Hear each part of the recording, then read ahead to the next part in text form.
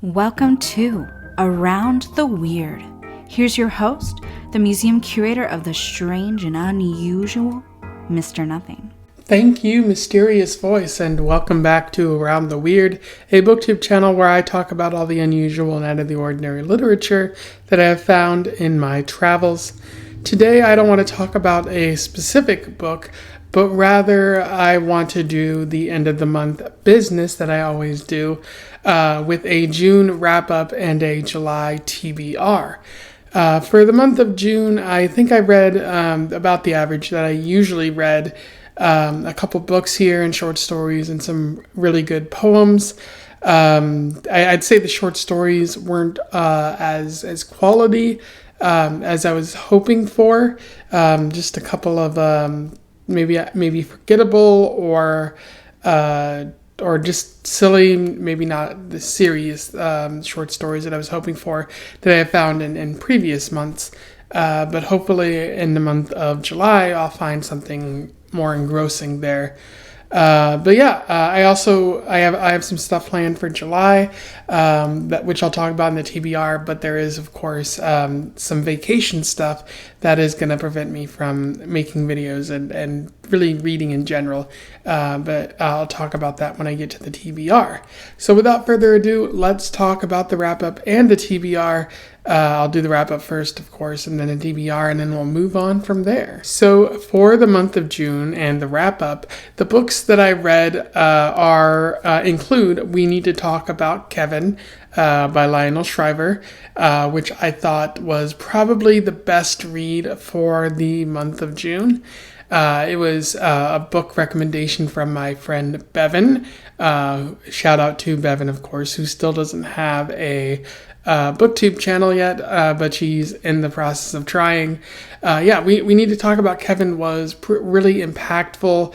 It left me feeling quite a bit, especially the really downer ending. But like the ideas that Shriver was exploring in terms of like parenthood and the mistakes we make and the constant cycle of violence in America.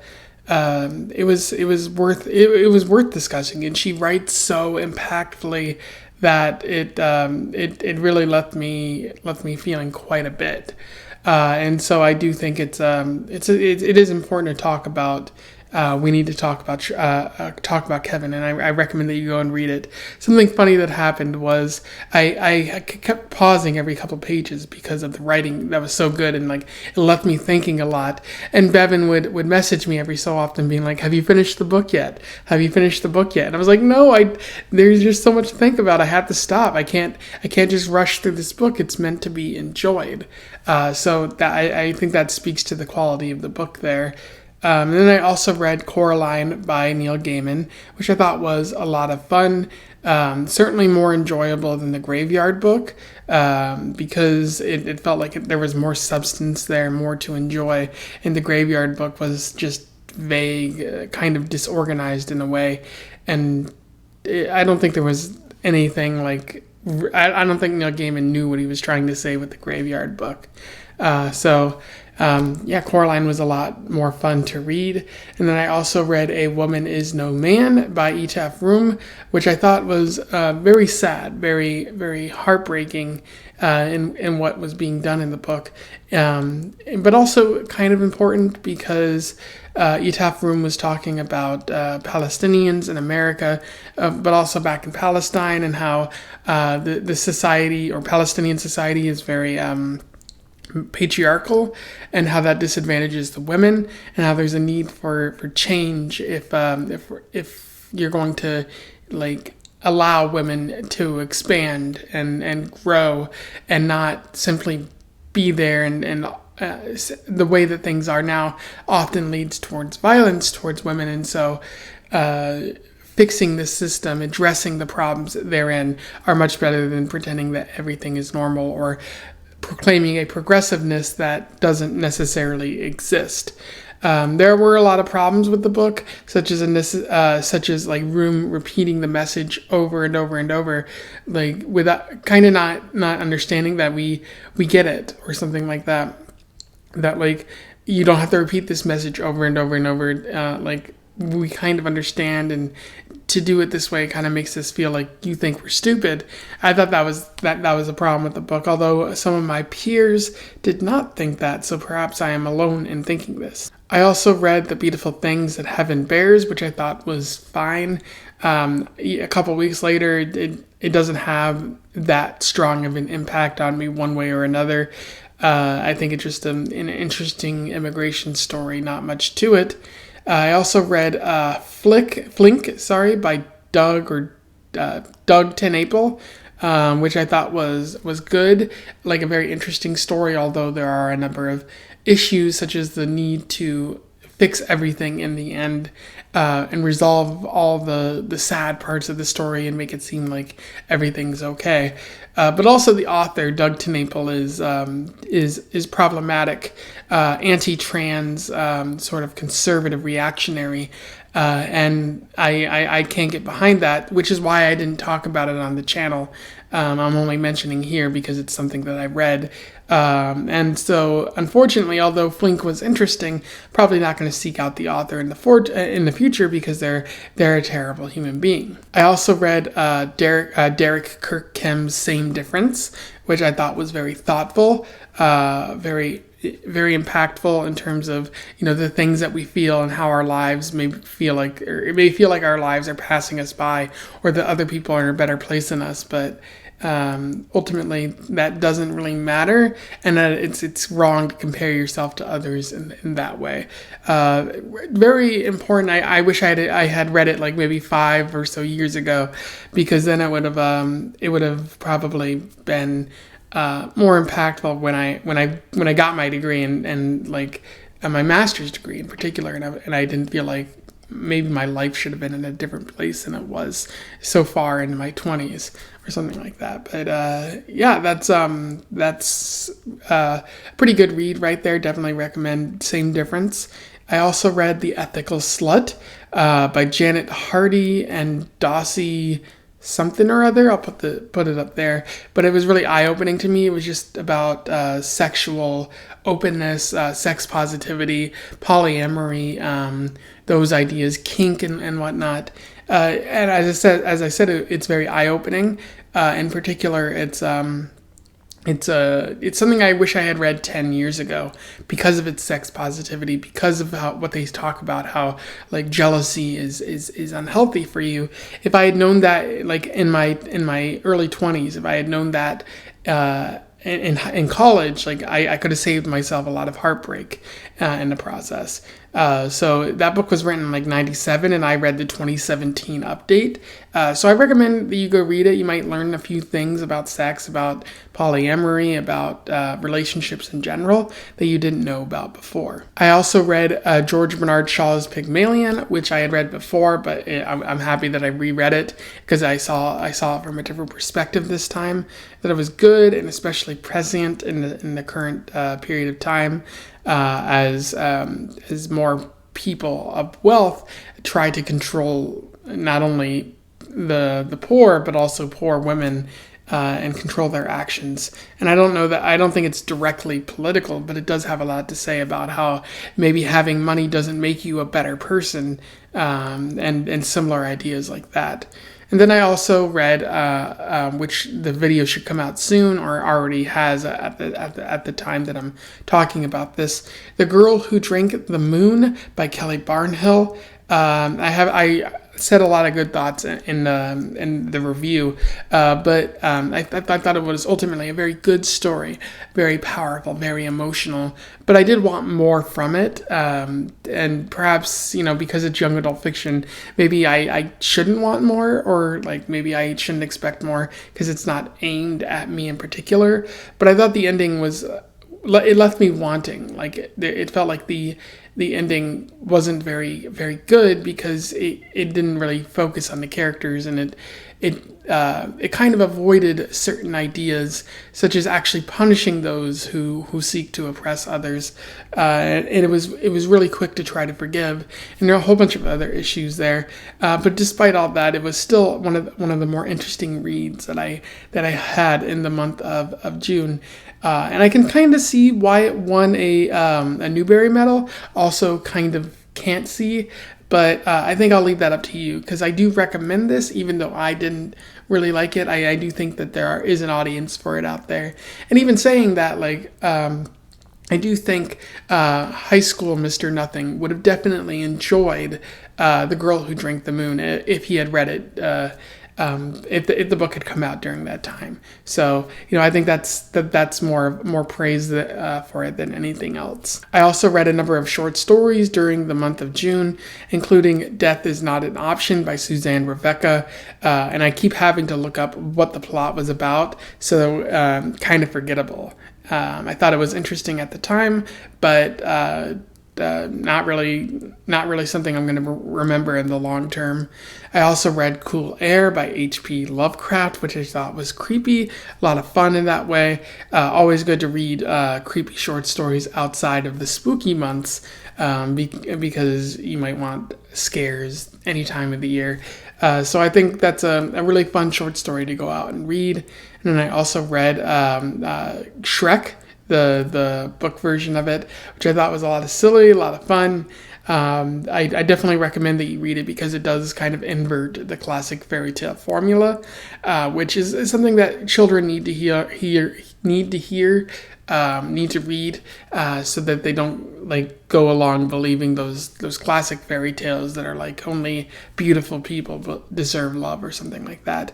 So Shrek is always worth reading and always worth watching, because the movie and the sequel are high quality. And then One Death to Go as well, which I thought was pretty strong. One Death to Go is by Shalom Auslander. I really enjoyed the sort of message that Auslander was getting across. Like, if humanity is counting down from 100 deaths, and like every one of those should matter, why does the last one ultimately matter the most? And if we find out that death actually didn't matter, does that death not actually matter, or does that person's life not matter, or does it matter? And why does humanity continue to kill? Even if it's not going to be the end of the world, it's going to be the end of someone's life. And we should really reflect on why that happens and why we're such a violent species. And I think Auslander presents a lot of interesting ideas, not only in that short story, but in the entire collection, Beware of God. So definitely worth checking out. And then I also read a number of poems for the month of June, LGBTQA flavored poems from trans or gay or queer authors that I've been reading since May, and I'm going to continue reading through the month of July. I think one of the poems that I particularly enjoyed was by an author whose name I'm forgetting, but it was a trans author. Torn A Great House. That's the author. Her poem was especially interesting, and so go check that one out. As for the month of July, what do I have planned? I've got a number of books planned. However, one issue that's going to happen in July is I'm going to a wedding in Washington. So I'm returning back to the Evergreen State, and I'm going to a wedding, which, surprise, surprise, I'm actually officiating that wedding. And this is not the first wedding that old Mr. Nothing has officiated. I've done one before this. Always surprised when someone asks me to officiate a wedding, because it's like, do you know me, right? Like why would you give me that responsibility? But I guess that's what friendship is right there. And so I'm really happy to do it, but that does mean I won't have as much time to read. Although I will try to take my Kindle and read it, during the spare time, because it's going to be at a campground, and so we're going to be camping as well as doing a wedding, so that there might be some free time here and there. But maybe I won't have time to read. So some of this stuff might be planned, but I might not get to it until until August perhaps. And so the books that I have planned are the second volume of Scott Pilgrim. I read the first volume. I enjoyed it. I would like to continue through the series and see how it progresses. That should be quite a bit of fun. I also want to read True Biz by Sarah Novick, I believe it is. That's a Bevan recommendation for our book club, so I do want to get through that and talk about what I think. It's nonfiction. I think it's about a school for the deaf or the blind.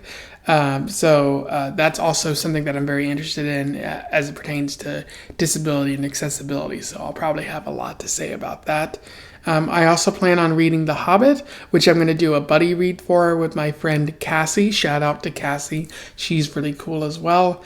And we're gonna read The Hobbit. I already read the Lord of the Rings series, which if you're a longtime viewer, you might be familiar with. I definitely recommend you go seek out those videos. But those are some early videos, so they might be hard to watch.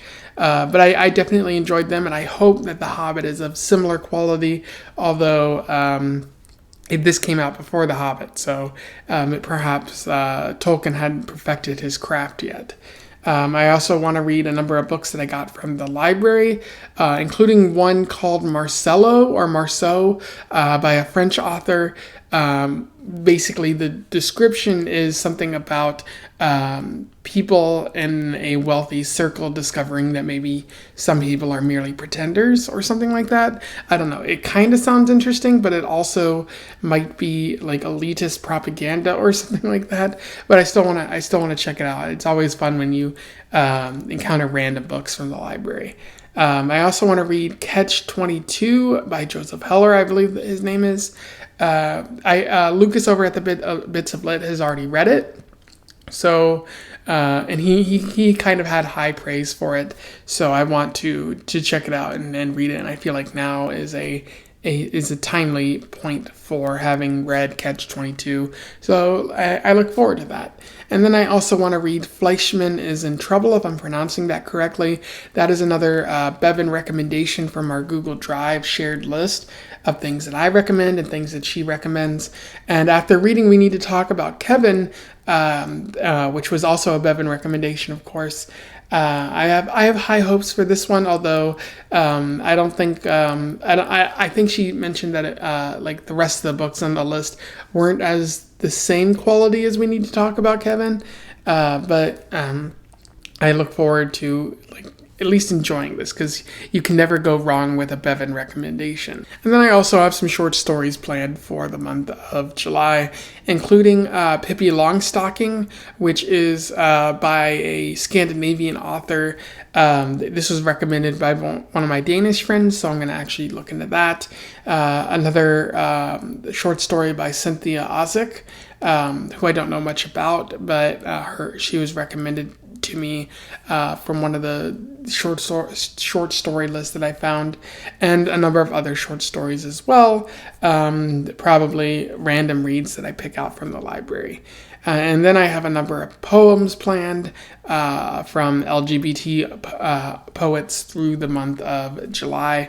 It should be tons of fun. I've definitely been having a good time reading LGBTQA poetry, poetry focused on identity and what it means to be trans and what it means to be queer and stuff like that. So be on the lookout for that. Anyway, that was my wrap up and my TBR. If you have some suggestions for me or you want to talk about the books that I read here, do so below in the comments. Let's have a discussion, or simply recommend something to me. I always like to add new books to my ever-growing TBR.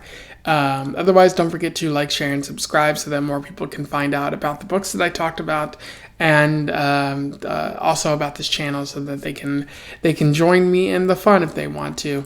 And until then, I wish you the best of luck in your weird and Independence Day travels. Farewell.